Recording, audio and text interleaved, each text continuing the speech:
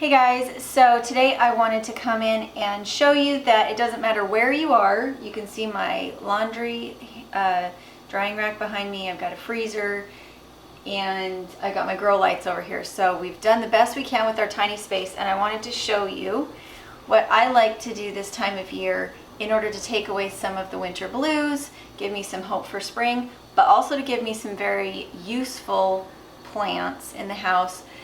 We have quail coming and we already have rabbits, and it's good to give them fresh food. I have some microgreens that I'm going to do in a different video to show you how to do those for your livestock and also for your family. But today we're going to talk about herbs. Herbs take a really long time to germinate. They're tiny, tiny seeds. They can be very finicky about when they want to sprout and whether or not they're going to damp off and wither back down. And so I like to start my herbs in the middle of winter. Sometimes they can take 6 weeks to germinate. And if they do, it means by the time you're ready to be starting your full garden indoors, your indoor plants, they can be lush and beautiful, or they can still be tiny. It just depends on the seed. So this is not my favorite potting medium. This is a Miracle Grow product. I do not like it. I prefer black gold. But our local Ace Hardware and everything did not have the black gold potting soil. They had some other varieties that are not meant for potting. And so I'm having to kind of make do with this one. They are the slow feeders. This one is. It supposedly is supposed to feed it for up to 6 months. When you first are sprouting seeds, they do not need a fertilizer. Until they put out their first true leaves, they have all the fertility that they need. So you can use a sterile medium that doesn't have any fertilizer until they put out their first true leaves. And at that point, a lot of times you're already getting ready to transplant them into different soil anyway. So just so you know that. All right, the seeds that I'm starting this time of year are Tulsi Kapoor, because I like to use them in my Etsy packages. I love the package to smell beautiful and herby when people open it. So I plant a lot of Tulsi Kapoor, which is a basil. I like to plant parsley because I can use it in the kitchen. And right now the one I wanted to focus on the most is stevia. Stevia is an herbal sweetener, and it is keto friendly. It doesn't have a glycemic effect. If you're diabetic, you can use stevia. Unless you're allergic to stevia itself. It is a sweetener that does not change your blood sugar. It's just on your tongue. So my sources for seeds, my first source for seeds is M.I. Gardener. He has a YouTube channel. His name is Luke. And I have been buying seeds from him for the past 3 years, I believe.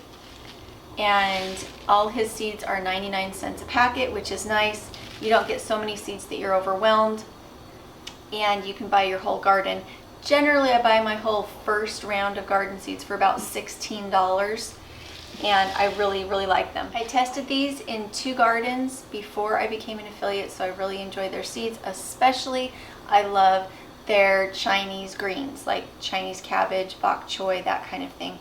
I love them. So, the other one that we use that Catherine really likes is Mary's Heirloom seeds. So if you can't find it at the M.I. Gardener, then you can find it at Mary's Heirloom seeds.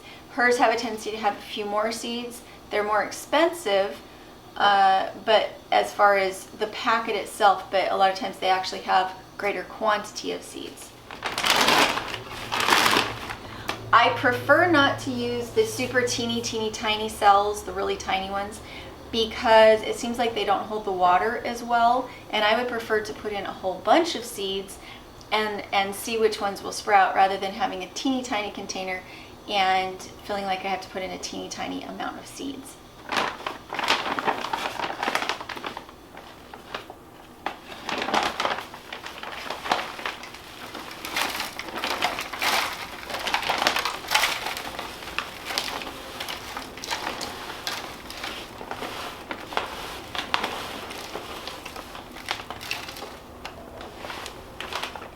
It always amazes me just how much soil is required to fill up these little cells, and it can get quite expensive. You can make your own with peat moss and perlite and maybe some coconut coir. And you can get those in really big bales. That's how I put the planting medium on top of my hotbeds. It's very similar to what you get bagged, but I make it by the bucket load. And I do like coconut coir quite a bit because it comes in little bricks, but it swells up to a huge amount. And if you are going to be doing a hotbed, just know that if that's the recipe you use, is the peat moss and the coconut coir and the perlite, you need to go really heavy on the perlite until the bacteria gets into it, because otherwise it can't breathe and the water comes off. So very, very heavy on the perlite. That's what you're doing. Once you get some rabbit manure tea into it and you start to get some roots into it, porosity is not a problem anymore, but it is at the beginning.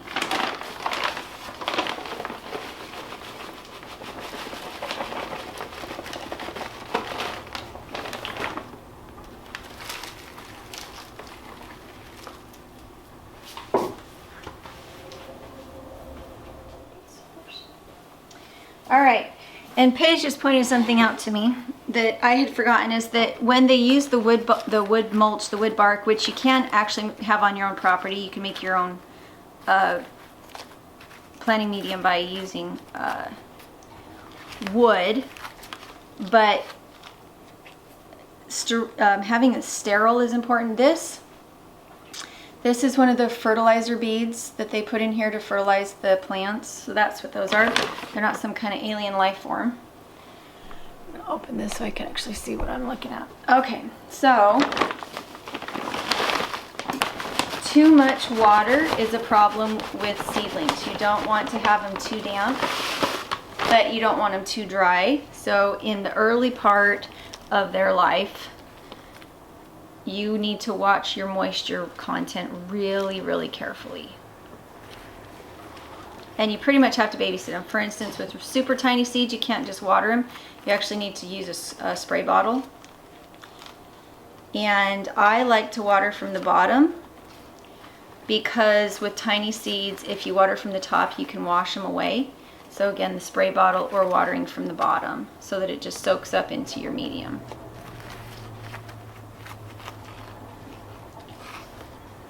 And with any potting soil, you're going to get slivers.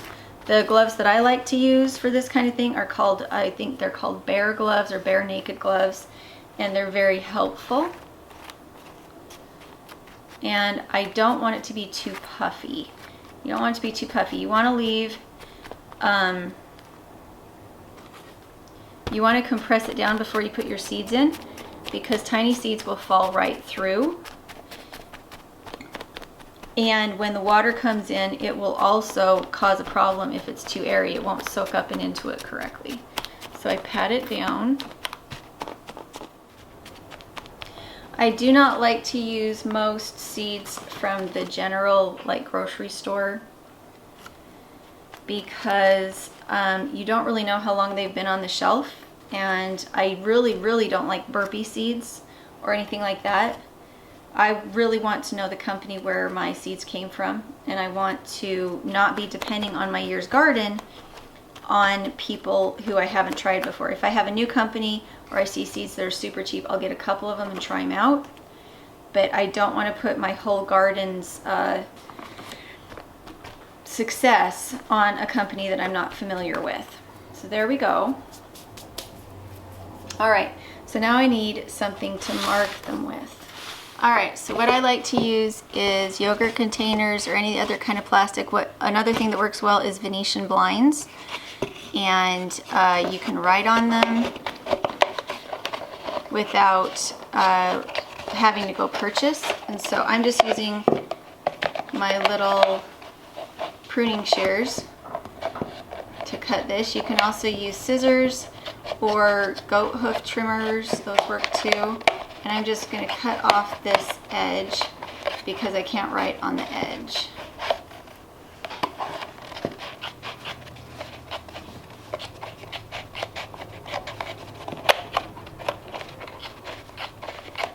That's how you get your work done.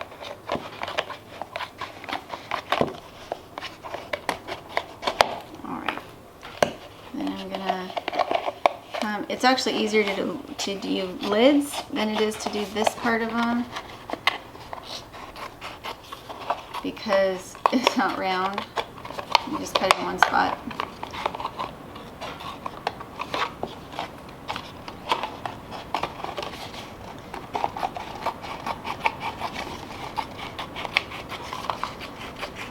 Alright, so these ones I don't keep. This is the part I keep.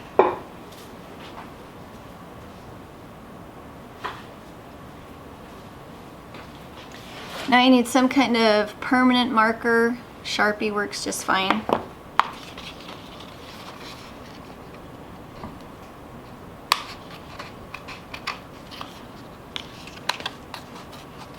If you want them to be really uniform, you can definitely draw lines on them and make sure that it looks more uniform, but I find that I always misplace them during the year, and so there's no point in making them too perfect because I just have to make new ones every year.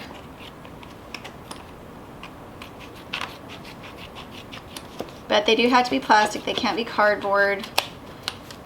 Milk jugs would work fine too, but I kind of like the white. I like the white. So I know the first thing I want to do is Tulsi Kapoor. It is my absolute favorite. And then another thing that you can do is chives. You can do those indoors. So I'm going to do chives.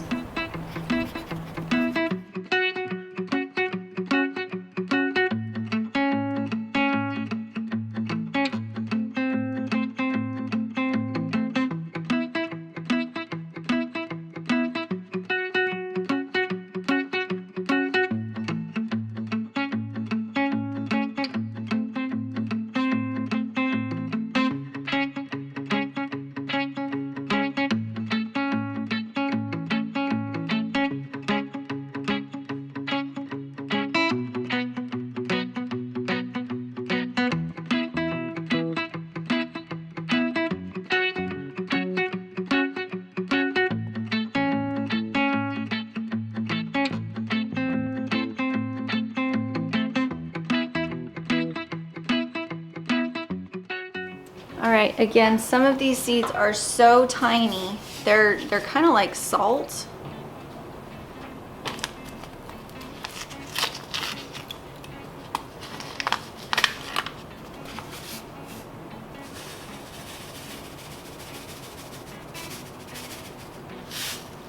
And so that is quite a few seeds. This is the Tulsi Kapoor. And with the teeny tiny ones, you can't really push them in. Pretty much what you've got to do is sprinkle them, and see, I got too many.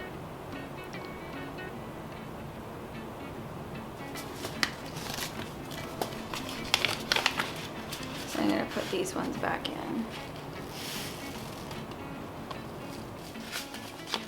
Okay, and what I do then is I take some really fine stuff and just kind of put a tiny sprinkling of dirt over the top. And these ones you have got to bottom water, or you've got to use a spray gun. Oh darn it, I just killed my chives. I accidentally overplanted. Okay, so I'm gonna have to move the chives over because I just accidentally planted all of it to Tulsi Kapoor. See if I can find a bigger one. So sage, where's sage? Right there, that's sage. And it has quite big seeds. Let's see if we can find it.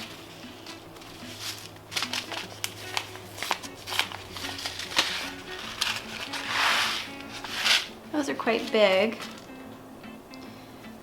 So I'll plant, I'm gonna put quite a few in this one. I have struggled with growing sage. It doesn't necessarily like all the water that other plants like.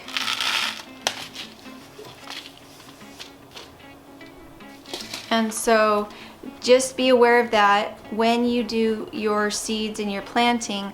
If you have a whole bunch of seeds that like wet and you have a whole bunch of seeds that like dry, plant all the dry seeds in the same tray so that you can give them less water.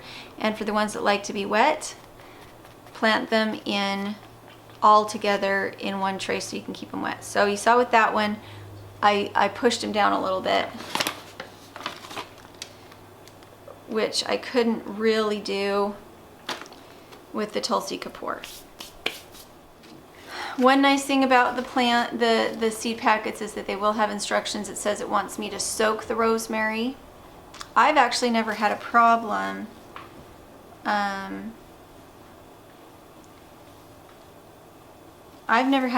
with needing to soak my rosemary, so I'm just going to plant it as is. But if you, sometimes I like to do a test run where some of them I soak and some of them I don't if it says that I should. Where's rosemary? So, and with herb seeds, a little bit goes a really, really long way. I already looked. Are you sure? Mm-hmm. So I'm going to pat it down and I'm going to dust it a little bit. Just a tiny, tiny bit. All right. All right, with the comfrey, I'm just going to put, where is the comfrey? There's the comfrey. I'm just going to put 2 in each. Poke them down. Pretty good. Make sure they have good contact with the soil.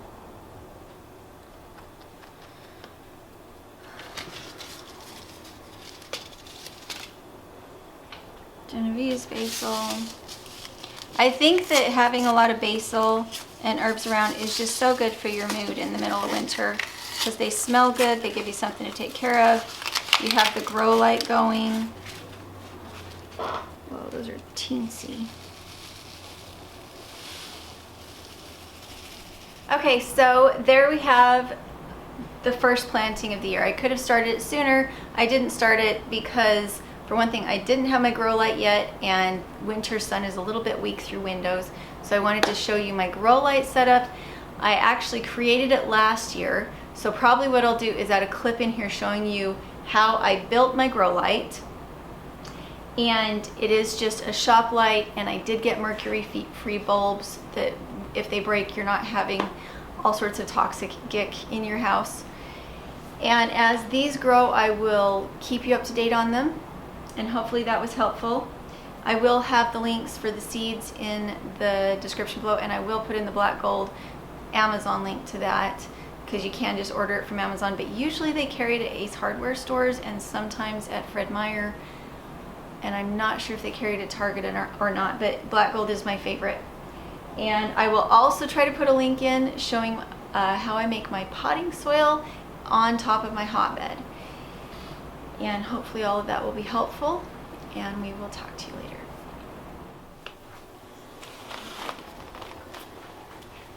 And I am going to use my Berkey filter to water my plants because we have something called chloramine in the water here, and it will kill them.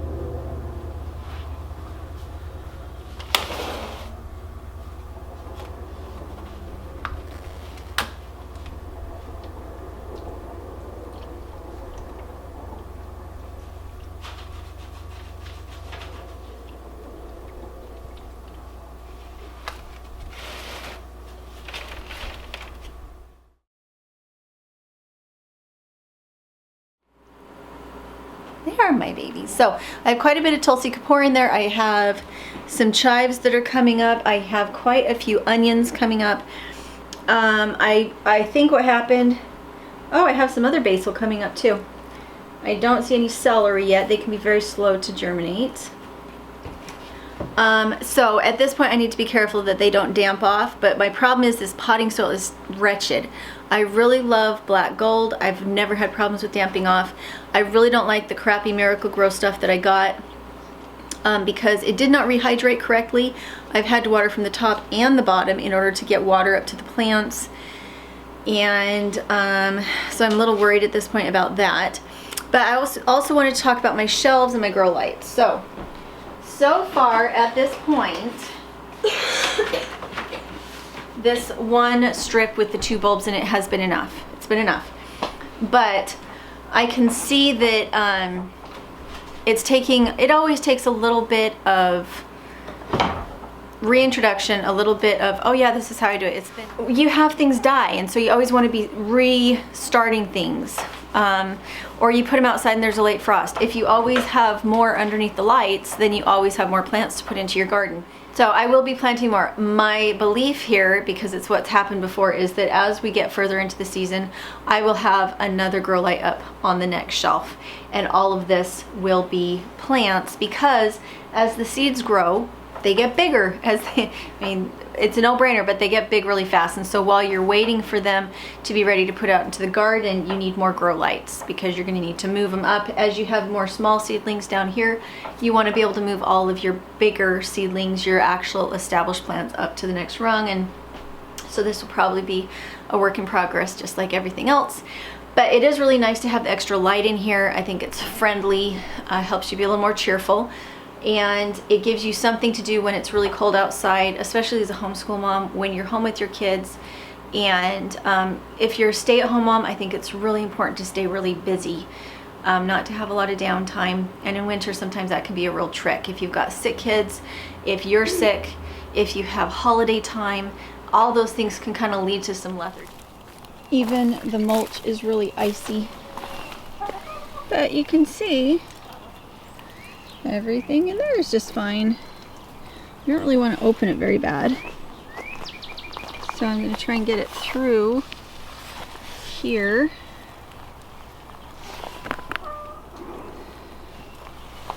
What I can, yeah. See that ice? Ice baby. The plastic is warm to the touch.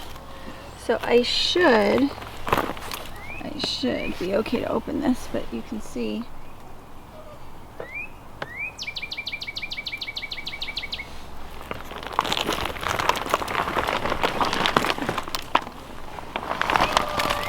basil alive, little teeny tiny radishes and cabbages and other things are alive. Nettles are alive, carrots are alive. All of this was just a test trial run type of a thing. Peas and radishes are fine in the back. The onions look a little bit less happy. And the comfrey in that box hasn't even come up, which I don't know why it doesn't come up. That sad one in the middle that's still alive is basil and tomatoes. So everybody's doing okay. Very icy.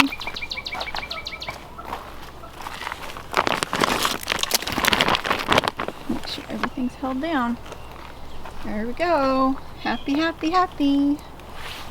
But the thing that I think is really going to be the most challenging is that for 4 weeks I won't be here to water anything. And so it's not going to have an automatic watering system. John's going to have to come out and water every day if it doesn't rain. And on top of that, it's southern, so you've got insects, we've got squirrels, we've got mice.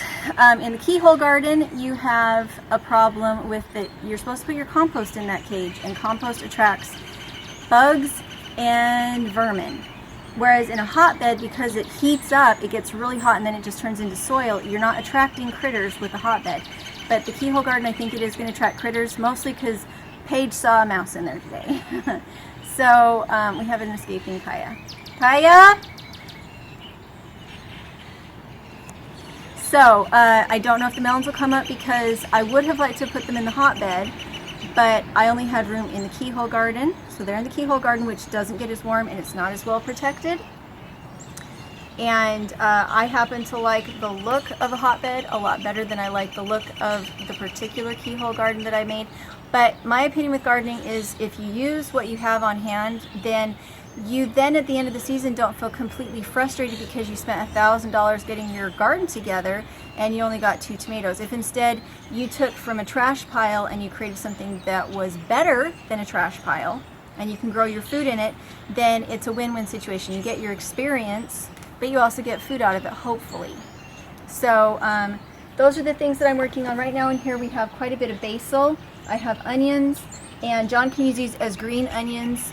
I don't have them planted out singly, so it'll mostly be for garnishes. And they smell really good. The basil smells really good? Yeah. So Yeah, the basil smells really good. The onions do too. We have Swiss chard. I do have some onions split off to create bulbs. We have a lot of peas. Carrots. We have lots of carrots. Okay. I have a spot with nettles right here. I don't want to nettles. And then over here, I have quite a bit of Chinese cabbage, other kinds of greens in here. And then in the back I have some tomatoes, some more peas, some more onions, and then in here I have quite a bit of lettuce and more carrots from the garbage seed. There's peas over there. There are peas over there, aren't there? Oh, peas. Did you happen to plant any fruit? I haven't planted any fruit. So you can see I also have some lettuce in here. We'll see how it does in the heat. But I planted it early enough in the year that I would hope that John would have a way to harvest it. I have one tomato right here that has done fantastically. We planted it out in February and it's done really well. And then here in the middle I have a smorgasbord of tomatoes that have come up that I actually need to section out and separate and plant somewhere else. So, smorgasbord? It's a mishmash and a large selection. So, in effect, what it means is that this garden is not going to have a gardener for a month, and we're going to see if it survives. And if I have this bed, which looks terrible, the bed in the front that I took apart, it needs to sink down a little bit before I can plant into it. So if we have some good rain between now and the time I come back, then it'll be in time for me to take it down because we won't be here anymore. All that work. But if I was coming back and we were staying here, then what I would do is this bed that would now be sunk, it would have sunk. I would then put soil in the top, and then I would take these tomatoes that are going to be seedlings about this tall by the time I get back. I would take those, I would section them out, and I would plant my tomatoes in this bed. But who knows what's going to happen. It's all just such an adventure. Gardening is nothing if not an adventure. And listening to myself say that I really should stick some watermelon seeds in this bed too. The one thing is I do have some remay over it, and I know that the remay is not going to protect it from cold as well as the plastic did, which is a concern. It could freeze. I think the last frost date is April 15th here, so we have 2 weeks where it could freeze. And I think what would happen is I have some plastic on the other side, and if John saw that it was supposed to freeze, he could take the staple gun and take the plastic, put it back over the bed, staple gun the plastic down, and then this bed wouldn't freeze, and then he could just rip it off again the next morning. So that's an option. But we are going back to Idaho. I don't know if I'm going to be able to start a garden there or not, because then once again I wouldn't have anybody to take care of it. I have these motherless gardens all over the country.